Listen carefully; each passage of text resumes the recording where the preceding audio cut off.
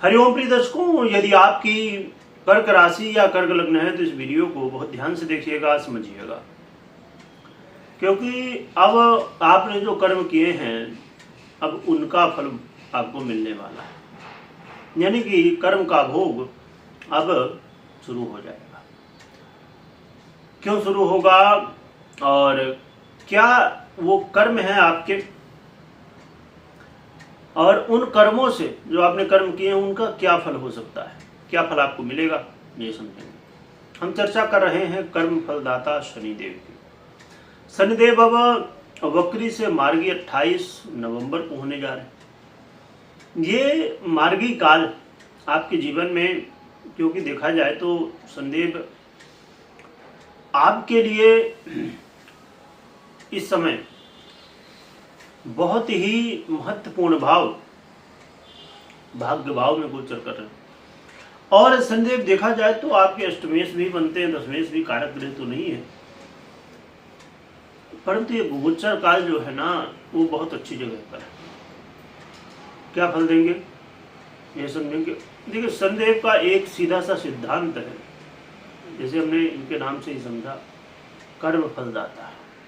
आपने जो कर्म किए थे, मैंने लिखा भी कि अब आपके कर्मों का फल आपको भोगना है। जो आपने कर्म किए, देखिए कर्म का एक मतलब ये नहीं है कि कुछ भी कर्म, यदि धर्मिक तो कर्म है, अच्छे कर्म है तो अच्छे फल, बुरे कर्म है तो बुरे फल। हम ये भी जानेंगे कि शनिदेव कैसे हैं आपके लिए, आपकी कुंडली में। पहले गोचर के प्रभाव को समझते हैं।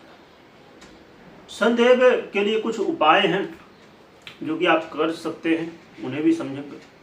तो शनिदेव क्या फल देंगे ये समझते हैं। शनिदेव का गोचर काल, वक्र काल से मार्गी काल में आना, ये आपके लिए भाग्य की वृद्धि करने वाला है।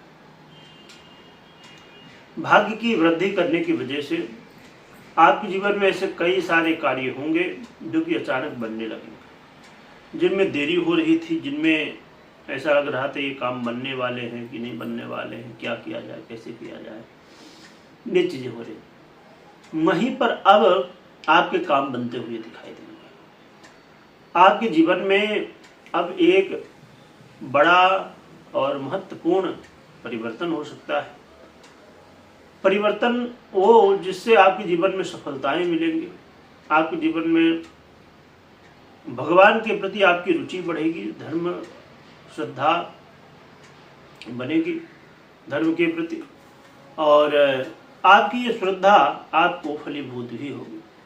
ये बड़ी अच्छी बात है। और यात्रा के योग संयोग बनेंगे।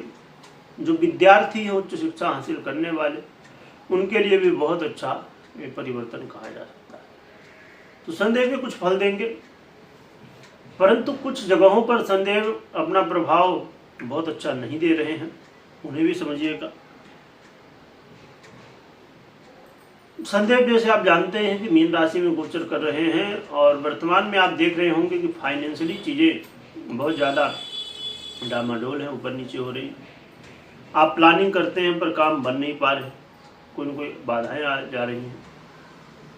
साथ में कई बार एक आलस्य की स्थिति और पारिवारिक वाद विवाद भाई बंधुओं के साथ है जो है, तो कहीं न कहीं परिवार में कलह का माहौल। और आपके जीवन में देखा जाए तो एक अचानक स्थिति बन जा रही है कि आप लोगों के हित के लिए सोचते हैं, परंतु लोग आपके शत्रु बन रहे हैं। स्वास्थ्य को लेके, हेल्थ को लेके चिंताएं, कर्ज इत्यादि को लेके चिंताएं बनी हुई हैं। तो ये सब स्थितियां जो बन रही हैं लगातार, ये अब शनिदेव के परिवर्तन से बहुत कुछ बदल सकता है, परंतु डिपेंड करता है कि शनिदेव की स्थिति कैसी है। यदि शनिदेव आपके जीवन में अच्छे बदलाव लाएंगे, यानी कि आपकी कुंडली में यदि अच्छी स्थिति में है, दशाएं इत्यादि सपोर्ट कर रही हैं, तो ये परिवर्तन देखे जा सकते हैं। परंतु यदि दशाएं सपोर्ट नहीं कर रही, शनिदेव की स्थिति अच्छी नहीं है, तो ये समस्याएं बढ़ सकती हैं। तो हमने समझा कि संदेव पैसे क्या प्रभाव दे सकते हैं, परंतु क्या उपाय करना चाहिए जिससे संदेव जो प्रभाव हो अच्छी तरह से हमारे जीवन में अच्छे फल दें। तो संदेव को प्रसन्न करने के लिए बहुत ही सरल है, हनुमान जी की आराधना या तो शिव जी की आराधना करिए, और हनुमान यंत्र अपने घर में स्थापित कर सकते हैं, शनि यंत्र स्थापित कर सकते हैं, जिससे संदेव बड़ा ही प्रसन्न होते हैं। विधि विधान से स्थापित करें, और संदेव को प्रसन्न करने के लिए संदेव के मंत्रों का जप कर सकते हो, सम शनेश्वराय नमः या अन्य शनि के मंत्रों का जप कर सकते हैं। रुद्राक्ष की माला में करें तो बहुत ही अच्छा रहता है, और या तो आप 7 मुखी या तो 14 मुखी रुद्राक्ष धारण कर सकते हैं। इसमें से जो भी उपाय आपको लगे, सरल लगे, जो भी आप कर सकते हैं तो करिए। और संदेव के लिए एक बड़ा ही सरल और बिना पैसे का उपाय है, जिसमें कोई पैसा नहीं लगना है और प्रभावी भी बहुत ज़्यादा होता है। प्रिय दर्शकों, वो उपाय है आपके कर्म। संदेव एक ही चीज कहते हैं कि भैया अच्छे कर्म करो तो हम आपको अच्छे फल देंगे, है ना। तो इस बात का भी आप ध्यान रख सकते हैं।